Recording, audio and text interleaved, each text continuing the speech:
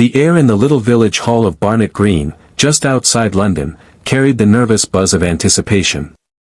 Fairy lights strung along wooden beams flickered softly, casting a golden glow on the small stage where dreams were born, or broken. The annual village talent show wasn't grand like the arenas in the city, but for the people gathered that night, it was everything. And in the middle of it all stood a boy. Barefoot. Thin. His clothes, though clean, were worn at the edges.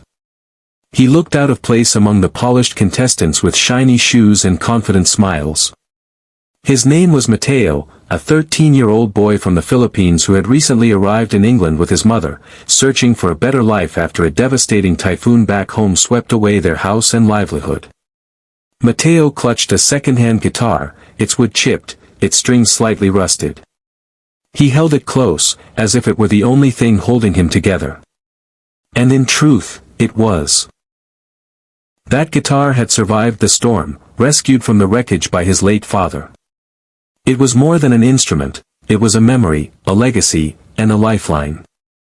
The judges, three respected locals known for their honesty and tough critique, exchanged uncertain glances. One leaned into the microphone. "Son, are you ready?" Mateo nodded nervously. "Yes, sir. I will try my best." His voice quivered, carrying the weight of humility.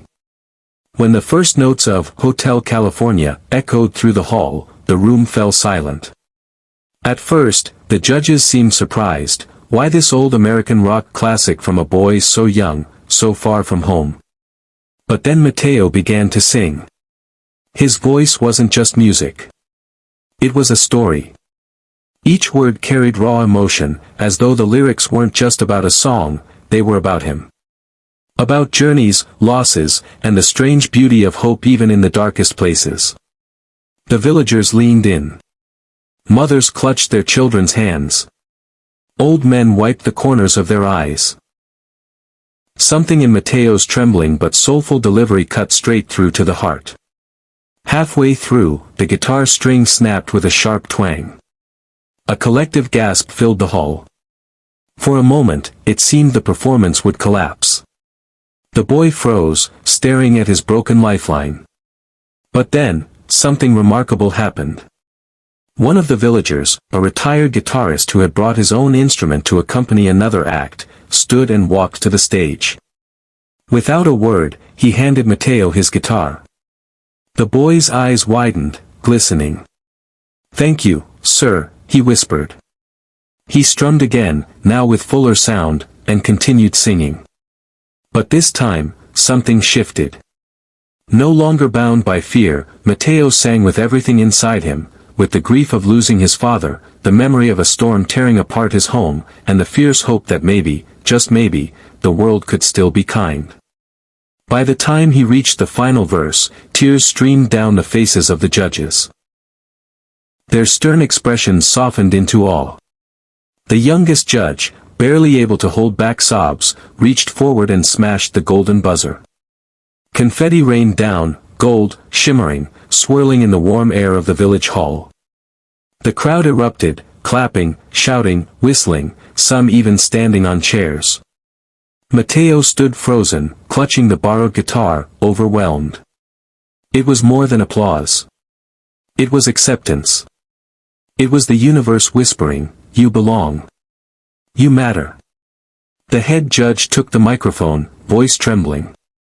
"Mateo, you didn't just sing. You gave us your heart. And tonight, we give you ours." The villagers surged forward, many reaching out to hug or shake hands. Even those who had never spoken to the boy's mother before embraced her, whispering words of encouragement. A local music teacher offered to train Mateo for free. The hall's mayor promised to sponsor him in bigger competitions. And in that simple village, under fairy lights and wooden beams, a barefoot Filipino boy who had lost almost everything found what he had been searching for, not fame, not fortune, but family, hope, and a chance at a future. Later that evening, as he walked home with his mother, Mateo looked at her and said, "Mama, maybe Papa heard me tonight." She squeezed his hand, tears in her eyes. "He did, Anak. And the whole world will too. The story of that night spread beyond Barnet Green. Videos of Mateo's performance traveled across social media, reaching millions. People who had never heard his name now spoke of the boy who sang an old song in a new way, who reminded them that pain could bloom into beauty, and that kindness could rewrite destinies. For some, it was just a village talent show. For others, it was proof that the smallest stages can hold the biggest miracles. And for Mateo, it was the beginning of everything.